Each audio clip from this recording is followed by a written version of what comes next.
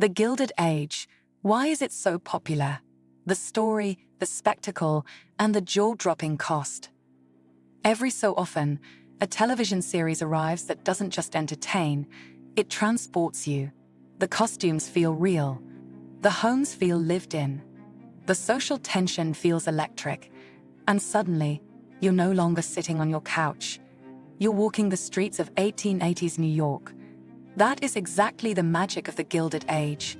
But here's what makes the show especially fascinating. At a time when audiences claim they want faster pacing, modern settings, and edge-of-your-seat thrillers, millions are tuning into a slow-burn historical drama about manners, money, ambition, and social warfare. So what explains the popularity?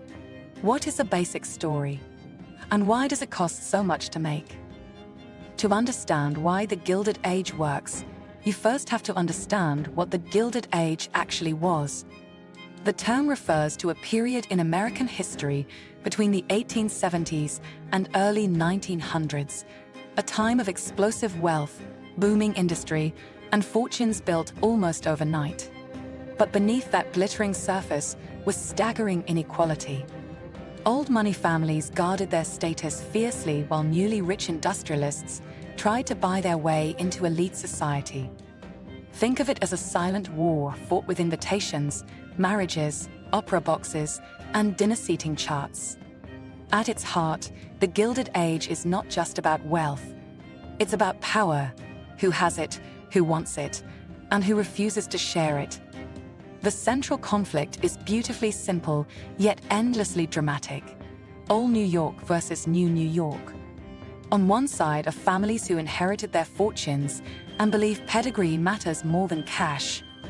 On the other are self-made millionaires who don't want permission. They want entry, and they are willing to force the doors open. One of the smartest decisions the show makes is grounding this massive social battle in personal stories. We enter this world through Marion Brooke, a young woman suddenly thrown into high society after losing her father. She arrives naive, curious, and open-minded, and through her eyes, we learn the rules of a society that runs on surveillance disguised as etiquette. Everyone is watching everyone else. Then there is Bertha Russell, arguably one of the most compelling characters on television right now. Bertha is new money, but she refuses to behave like it. She is strategic, patient, and relentless. She understands something critical. Acceptance isn't granted, it's engineered. Watching her maneuver through social landmines is half the thrill of the show.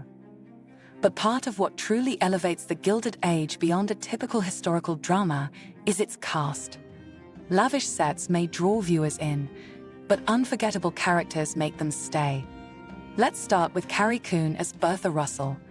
Her performance is commanding. Bertha is not loud or reckless. She is precise. Every glance feels calculated, every social move strategic. You don't just see ambition, you feel it. Then we have Morgan Spector as George Russell. George could have been written as a cold railroad tycoon, yet Spector gives him unexpected warmth. Yes, he is powerful. Yes, he is intimidating. But he is deeply devoted to his wife. Their marriage becomes one of the show's quiet strengths, a partnership built on respect. Louisa Jacobson anchors the audience as Marion Brooke. There is a deliberate softness to her performance. Marion is observant and gradually awakening to how this society operates. She becomes our emotional guide in a world obsessed with appearances. Christine Baranski delivers a masterclass as Agnes Van Ryn. Agnes represents tradition at its most immovable. Reputation is everything. Change is suspicious. Baranski often steals scenes with nothing more than a raised eyebrow. Opposite her is Cynthia Nixon as Ada Brooke, compassionate, emotionally intelligent, and essential to balancing the sharper personalities around her. Another standout is Danae Benton as Peggy Scott.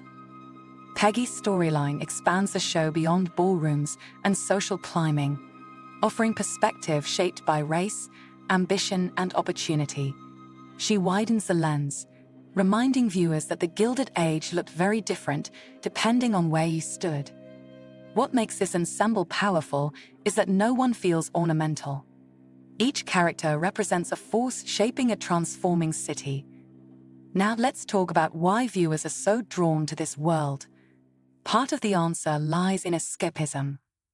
Modern life is fast and digitally overwhelming, but the Gilded Age offers visual stillness, elegant rooms, candlelit dinners, horse-drawn carriages. Yet beneath that calm surface is constant tension. Polite smiles hide ruthless intentions. Another reason for the show's popularity: it feels intelligent. The dialogue isn't rushed. Conflicts aren't simplistic. Characters operate in moral gray zones. Viewers aren't just consuming drama, they're analyzing it. Julian Fellowes, the creator, has a rare gift. He makes social structure feel like high drama. A seating arrangement becomes a battlefield. A dinner invitation becomes a declaration of war. Now let's address something audiences immediately notice. The show looks expensive. Because it is. Estimates suggest episodes can exceed $10 million each. Costumes are handcrafted using historically accurate techniques. Sets recreate entire streets.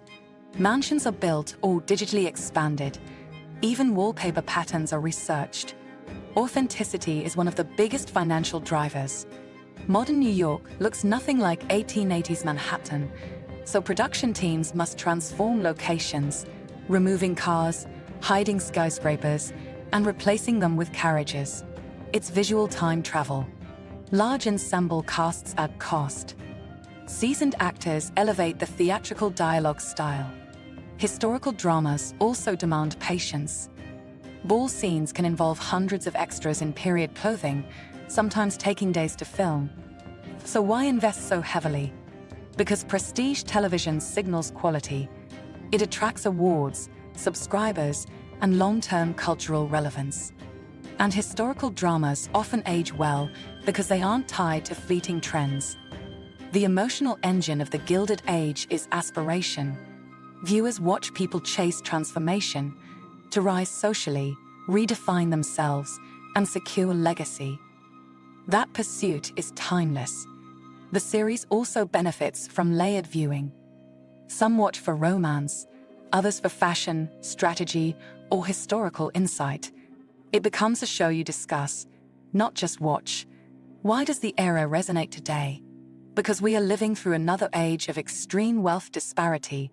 The courses may be gone, but the power struggles feel familiar. Perhaps that is the secret to the show's success. It isn't really about the past. It's about patterns that repeat across time. Who gets invited in, who gets excluded, who gets remembered. Part of the appeal is also pure visual pleasure. Grand houses, opulent gowns, extravagant parties. So is the cost justified? If a show builds loyalty, drives subscriptions, and generates conversation, absolutely. Looking ahead, sustainability is the big question.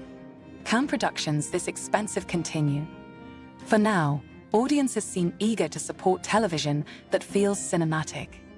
In many ways, the Gilded Age reminds us that progress is rarely smooth. Every outsider faces scrutiny. Every transformation demands courage. So why is the Gilded Age so popular? Because it offers more than drama. It offers immersion. It offers intelligence. It offers spectacle. And beneath the gold trim, it tells a deeply human story about ambition, belonging, and the price of reinvention. Now I want to hear from you. What keeps you watching the Gilded Age? The romance, the strategy, the costumes, the social battles, and one more question. If you lived in that era, would you side with old money or risk everything to become new money? Tell me in the comments. And if you enjoy deep television analysis like this, make sure you subscribe. History may be behind us, but stories like these prove its echoes never fade.